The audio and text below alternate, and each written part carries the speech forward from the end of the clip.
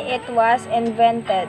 Preserving food was a difficult and even risky business in the days before refrigeration.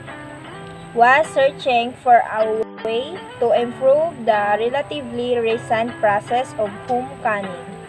A French cook who had been inspired by the need to preserve food for long periods during the Napoleonic Wars.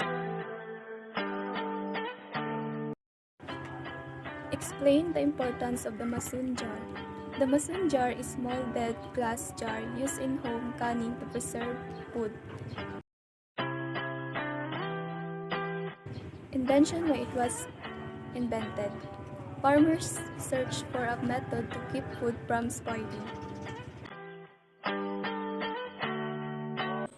In the 1850s was searching for a way to improve the relatively recent process of home canning.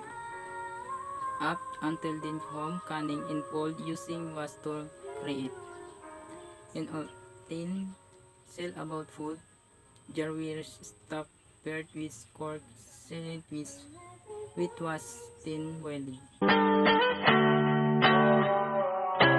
Ancient time, in 1858, a mason jar patented treated screw top jars such as are intended to be air and water tight. Mason jar is a molded glass jar used in home canning to preserve food. Medieval around 1858. The home canning classes is sought after 1804. Another time tested hobby is gaining new followers. Modern period. The mason jar was seen a resurgence in recent years. After sales dropped several times in the 20th century due to a fewer number of people canning. The comeback of mason jar occurred in 2008 when people began to limit their processed foods, find way to be self-sustaining, and seek a homey feel to their lives.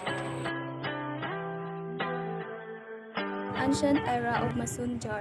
According to the research, mason jar, which was created in 1858 by John Landis Mason, a New Jersey native, the idea of heat-based canning emerged in 1806 and was popularized by Nicolas Appert, a French cook who had been inspired by the need to preserve food for a long period during the Napoleonic Wars.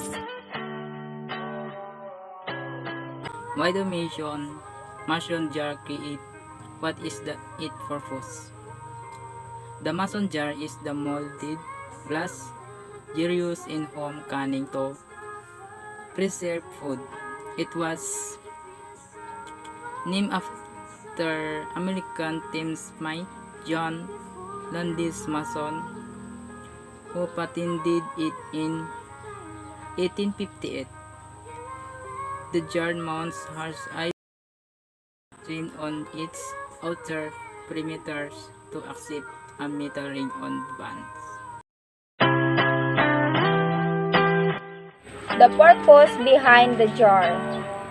Culling were significant treats, while rudimentary canning, pickling, and curing practices helped extend the lifespan of people's food. It wasn't until John Landis' airtight invention, the mason jar, that the art of food preservation was perfected.